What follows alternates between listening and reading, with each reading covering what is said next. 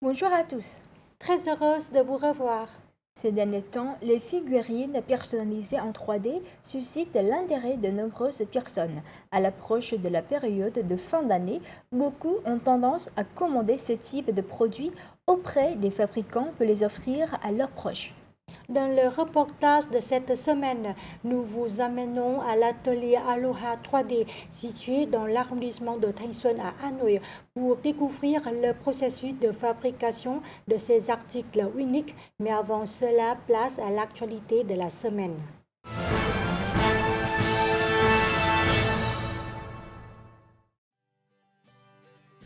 Après 8 ans de suspension, le Vietnam réactive le projet de centrale nucléaire à Ninh Thuận au centre. Une initiative essentielle pour répondre aux défis énergétiques croissants, renforcer sa sécurité énergétique et respecter ses engagements climatiques ambitieux à l'horizon 2050. Tel est le thème du courrier du Vietnam numéro 51. Le 30 novembre dernier, l'Assemblée nationale vietnamienne a approuvé une résolution marquant la relance du projet de centrale nucléaire de Ninh Thuận, interrompu depuis 2016. Cette décision illustre une réponse proactive aux besoins énergétiques croissants du pays et un alignement sur les objectifs d'engagement climatique mondiaux tels que la neutralité carbone d'ici 2050.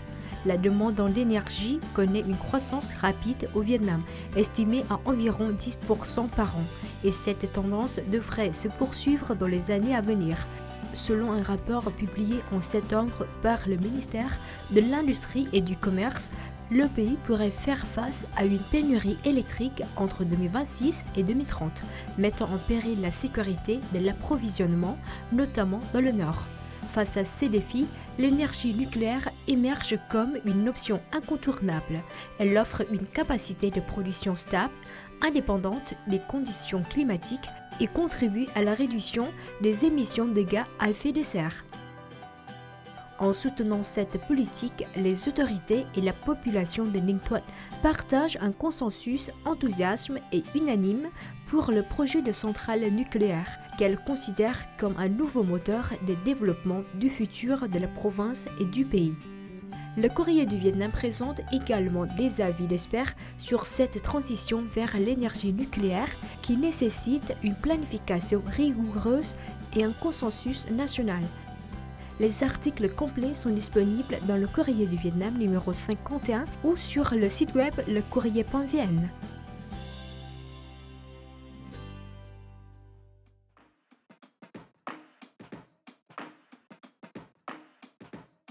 Le Vietnam figure désormais parmi les 10 pays les plus agréables à vivre pour les expatriés, selon le rapport annuel d'Internations.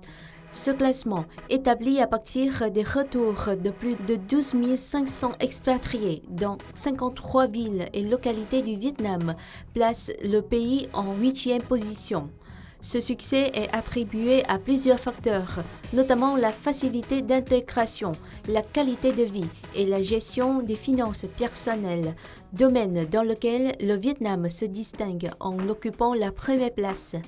L'année dernière, il était classé 14e.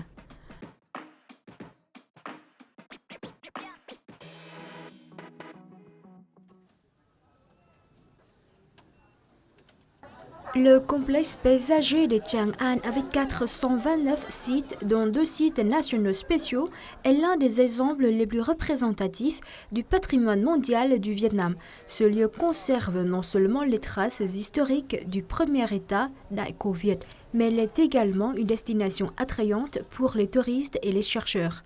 Afin de préserver et de valoriser ce patrimoine, la province de Ninh Bình a mis en place des politiques de conservation durable liées au développement économique, touristique et créatif. Dans l'effort de construire la ville de Hoa Lư à partir des racines du patrimoine de Chang'an, la province de Ninh Bình, en collaboration avec l'UNESCO, étudie la valeur économique du site patrimonial.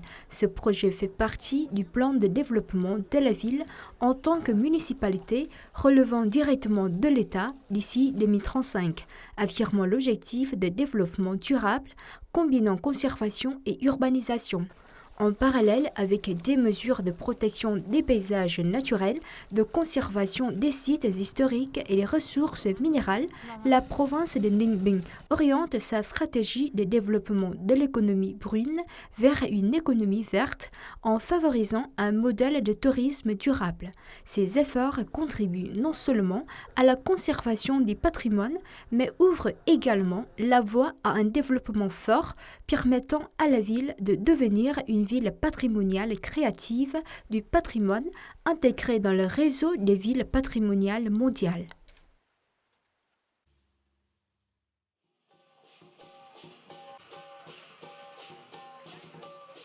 Le festival de la déesse Bà Chúa Sứ, Sainte-Mère du Royaume au Mont Sam, a été officiellement reconnu par l'UNESCO comme patrimoine culturel immatériel de l'humanité lors de la 19e session du comité intergouvernemental pour la sauvegarde du patrimoine culturel immatériel au Paraguay. Le festival est préservé et pratiqué depuis des générations à Châu Đốc dans la province d'An Giang. Il se déroule du 22e au 27e jour du 4e mois lunaire au temple Bà Chúa Sứ situé au pied du mont Sam et sur le piédestal en pierre de la montagne pour vénérer la Sainte-Mère.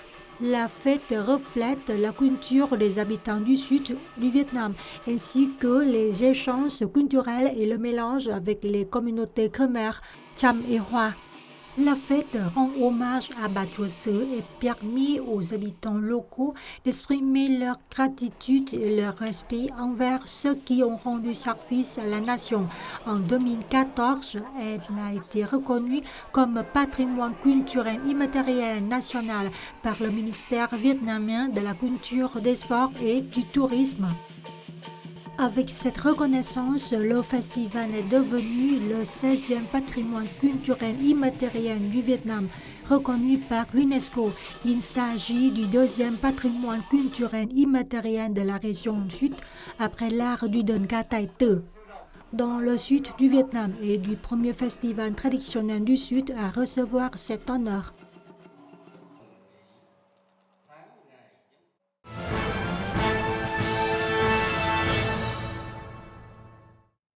À l'ère du numérique où tout peut être reproduit à l'identique, posséder un objet totalement unique devient un luxe particulièrement prisé.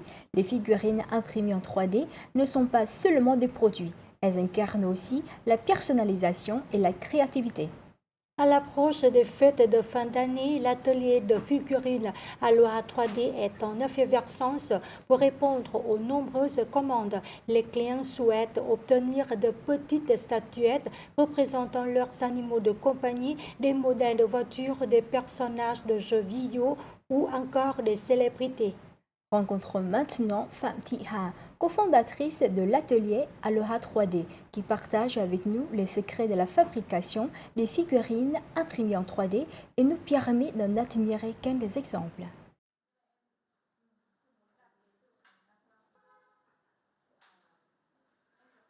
Aujourd'hui, la jeune Lê Huyền Trang s'est rendue à l'atelier Aloha 3D, situé dans l'arrondissement de Thanh Xuân, à Hanoï, pour commander une figurine à l'effigie de Nguyễn Thúc Thùy Tiên, Miss Grand International 2021.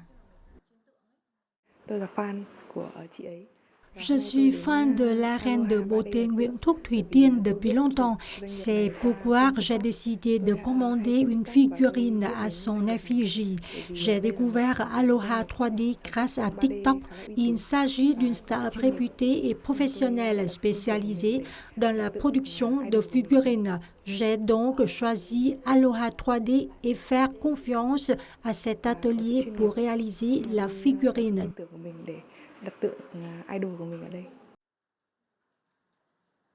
En ce moment, l'atelier de production des figurines Aloha 3D, dont Phạm Thị Hà est cofondatrice, est très occupé par les commandes pour les fêtes de fin d'année, notamment pour Noël.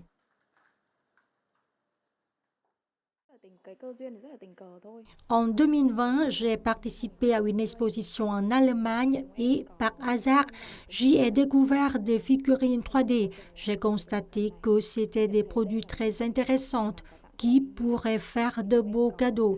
Cependant, leur prix était assez élevé. L'idée de réaliser des petites statuettes a germé en moi. Dès mon retour chez moi, j'ai appris à les fabriquer et j'ai fondé Aloha pour concrétiser mon projet.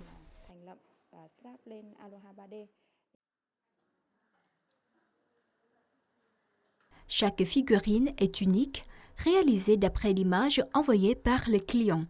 Plus il y a d'images, plus il est facile d'obtenir un rendu 3D précis. Lorsque les clients passent commande, le personnel d'Aloha 3D leur donne des conseils sur le modèle, réalise les moules sur la machine, puis modifie les détails et peint les couleurs.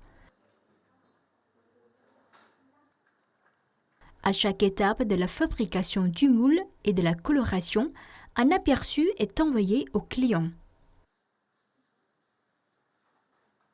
Actuellement, Aloha 3D emploie plus de 30 artisans spécialisés dans la création de petites statues. La plupart d'entre eux font partie de la génération 90.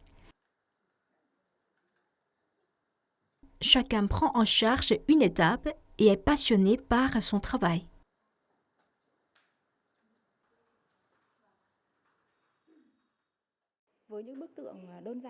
Pour une figurine simple, sans trop de détails, il faut généralement 5 à 7 jours. Pour celle avec des exigences élevées et de nombreux détails, cela peut prendre environ 15 jours, voire jusqu'à un mois. L'étape la plus importante consiste à concevoir le modèle. Créer d'abord une démo en insuffler de l'âme à l'œuvre, en plus d'observations méticuleuses en détaillé à partir des photos envoyées. L'artisan doit faire preuve de sang-froid et de coordination délicate des couleurs pour obtenir un produit harmonieux et net.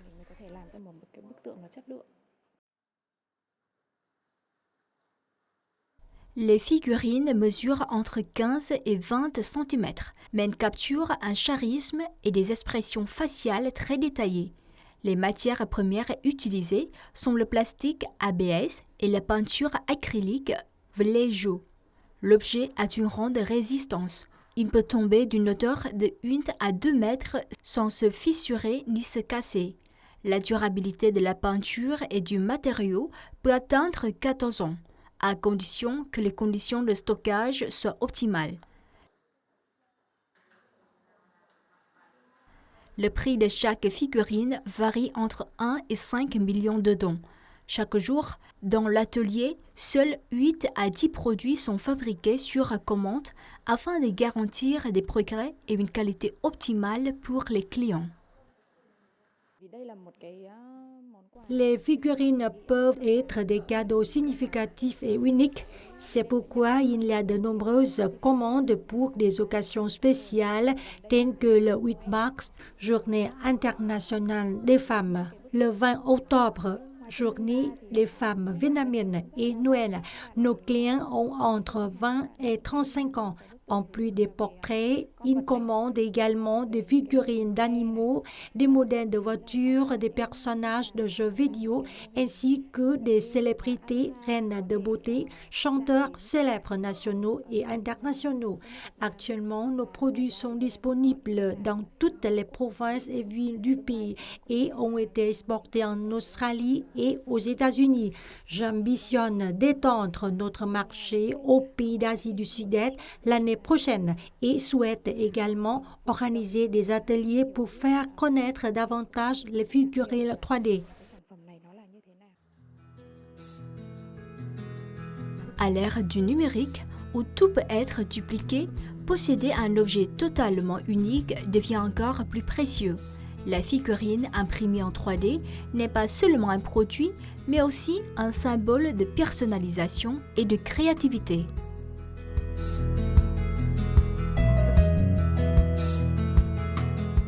De l'idée à la réalité, créer des figurines personnalisées est une expérience extrêmement intéressante. Ces petites statues réalistes sont actuellement un souvenir tendance à Hanoï en particulier, mais également dans tout le reste du pays.